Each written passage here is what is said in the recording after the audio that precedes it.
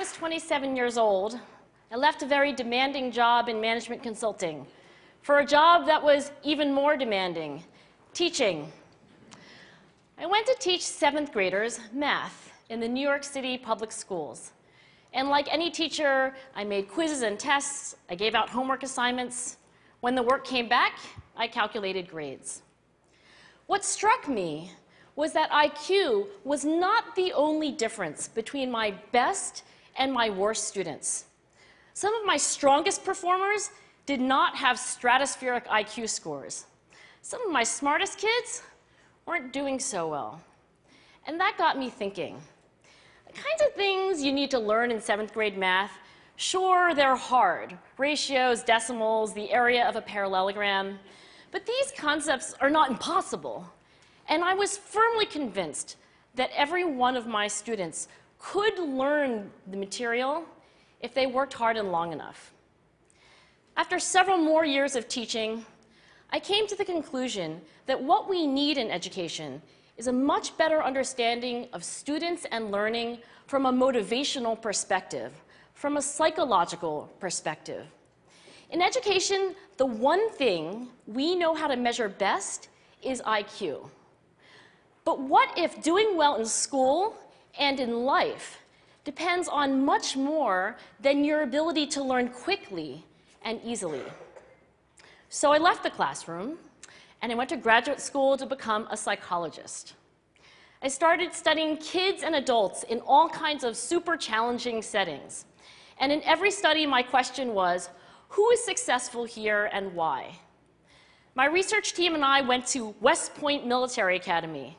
We tried to predict which cadets would stay in military training and which would drop out.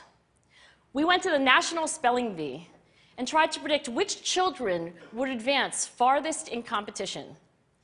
We studied rookie teachers working in really tough neighborhoods, asking which teachers are still going to be here in teaching by the end of the school year. And of those, who will be the most effective at improving learning outcomes for their students? We partnered with private companies, asking which of these salespeople is going to keep their jobs and who's going to earn the most money. In all those very different contexts, one characteristic emerged as a significant predictor of success. And it wasn't social intelligence, it wasn't good looks, physical health, and it wasn't IQ. It was grit. Grit is passion and perseverance for very long-term goals. Grit is having stamina.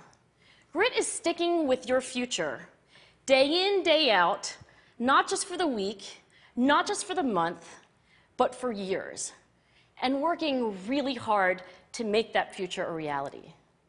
Grit is living life like it's a marathon, not a sprint. A few years ago, I started studying grit in the Chicago public schools. I asked thousands of high school juniors to take grit questionnaires, and then waited around more than a year to see who would graduate. Turns out that grittier kids were significantly more likely to graduate, even when I matched them on every characteristic I could measure, things like family income, standardized achievement test scores, even how safe kids felt when they were at school. So it's not just at West Point or the National Spelling Bee that grit matters, it's also in school, especially for kids at risk for dropping out. To me, the most shocking thing about grit is how little we know, how little science knows about building it. Every day, parents and teachers ask me, how do I build grit in kids? What do I do to teach kids a solid work ethic? How do I keep them motivated for the long run? The honest answer is, I don't know. What I do know is that talent doesn't make you gritty. Our data show very clearly that there are many talented individuals who simply do not follow through on their commitments. In fact, in our data, grit is usually unrelated or even inversely related to measures of talent. So far, the best idea I've heard about building grit in kids is something called growth mindset. This is an idea developed at Stanford University by Carol Dweck, and it is the belief that the ability to learn is not fixed, that it can change with your effort. Dr. Dweck has shown that when kids read and learn about the brain and how it changes and grows in response to challenge, they're much more likely to persevere when they fail because they don't believe that failure is a permanent condition. So growth mindset is a great idea for building grit, but we need more.